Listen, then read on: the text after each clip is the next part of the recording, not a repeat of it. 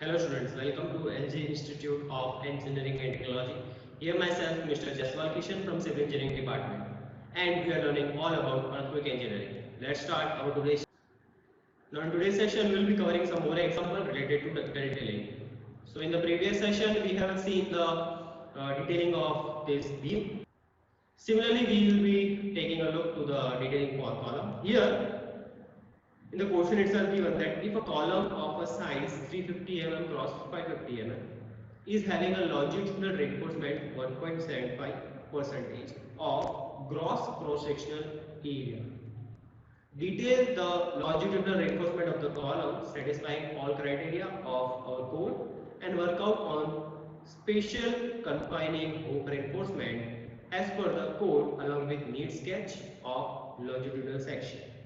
Take the clear height of the column is 4 meter. Take concrete grade as M20 and steel grade is 4.5 and clear cover of it is 40 mm. So this is a combination of the sum related to the design of structure subject. Now we have to find out the longitudinal reinforcement also here along with ductile detailing. So it's very easy, not too much difficult. Let's see what it says that. Now in the question itself given that the column size is 350 mm cross 550 mm. Gross area, which is the overall area, is 350 cross 550 is nothing but 1,92,500 mm square. Now longitudinal reinforcement of the column, which is the vertical bars, is 1.75 percentage of this. So 1.75 divided by 100 multiplied by this area, I will be getting area of steel. So it is coming out to be 3368.50. So this is my longitudinal reinforcement, and according to it, I have to find out my number of bars. So I am considering 28 dia bars. So it particular area is nothing but pi by 4 into 28 square. It is coming out to be 615.75 mm square.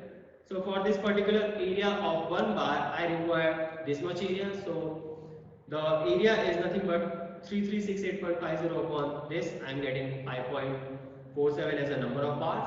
So approximately I am providing 6 bar. So for particular 6 bar, the area is coming out to be 3694 mm square, which is greater than this.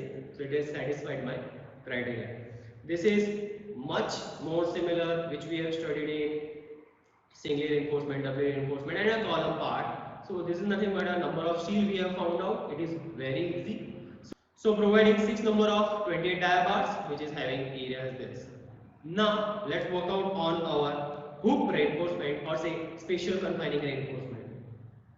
Before that, look, this is a typical sketch. This is my beam, this is my beam and this is my vertical column on which the bar is going through and through.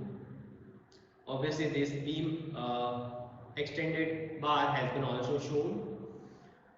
Now also they have mentioned this lapping of the bar should be nearly to the center. This is just a tentative drawing, but the values of which we have found out 628 dia bars, and over there lapping we need to have splices.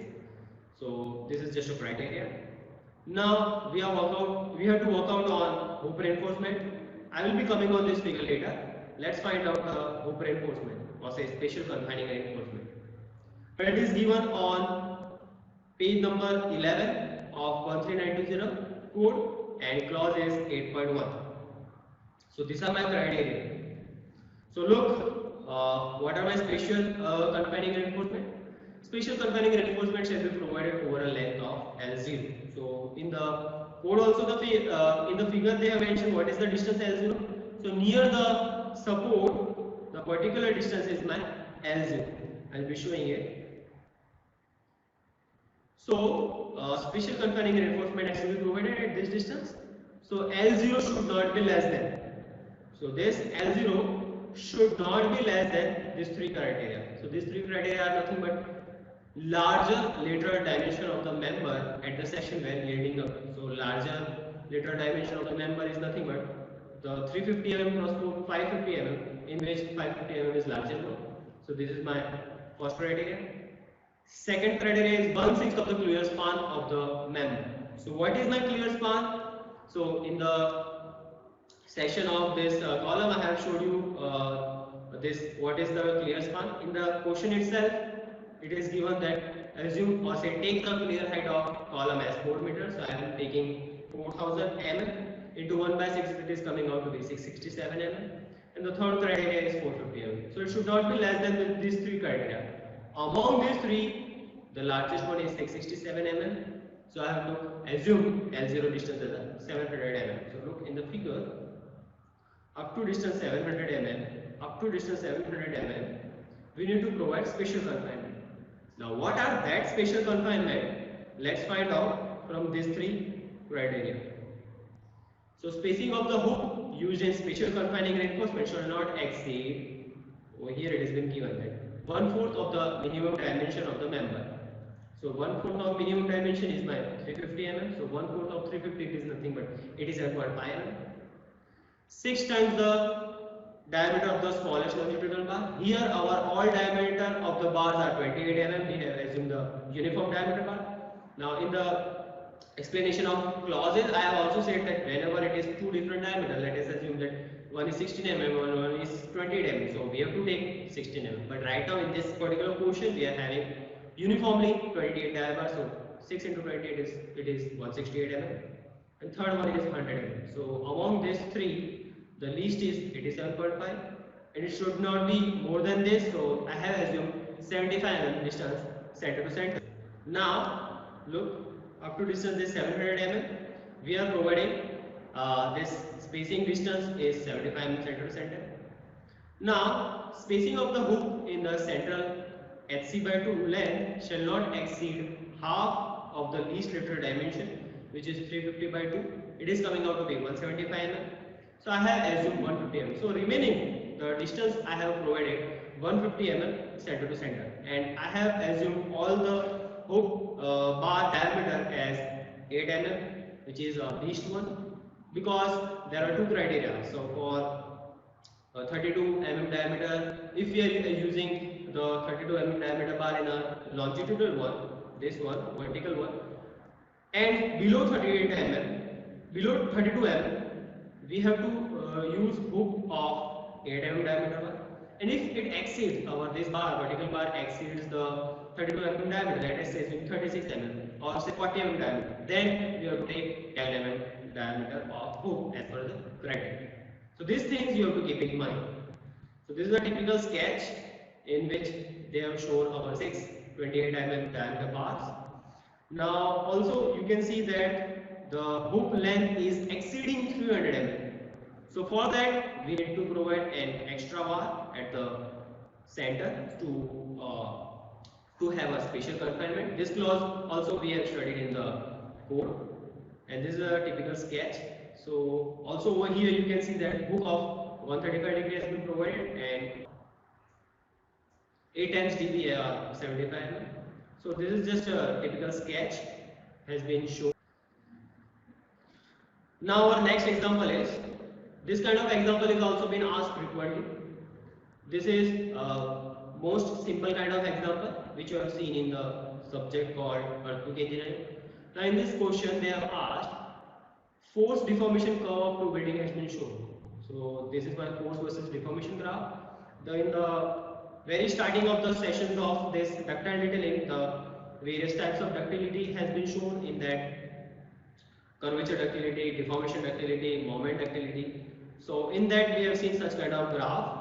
So look here, two graph has been shown of building A and this is my building B. On x-axis deformation delta is given, on y-axis force is given. Now they have asked to find out stiffness of the building A and B, ductility factor of building A and B, energy absorption capacity of the building, and maximum load carrying capacity of the building. So it's much simple. Let's see one by one how to solve. Now let's start our example. Now stiffness of building A and B. So the formula for stiffness is equals to load upon yield deformation.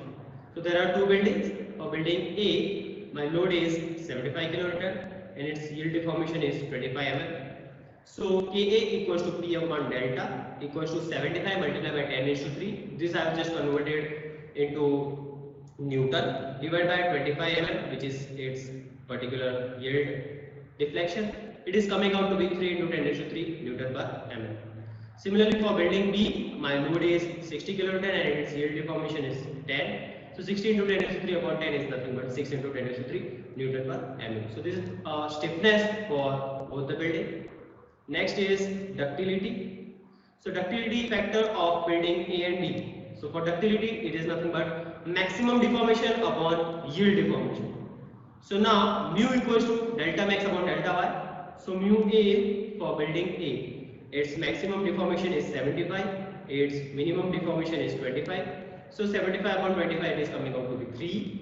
And for building B, its maximum deformation is 60 and minimum deformation is 10. So 60 upon 10 is nothing but 6. So these are ductility factor of particular building. Next is energy absorption capacity of both the building. So energy absorption formula is nothing but P into delta. So delta will be used as a maximum one.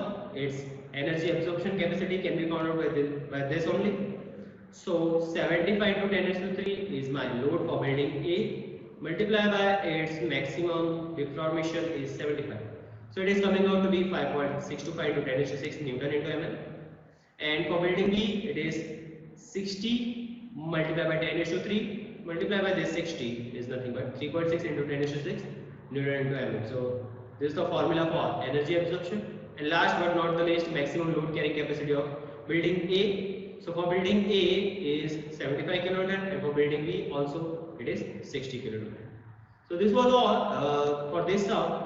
This 4 easy formula can help us to solve out the sum. So this was all it for ductile drilling module.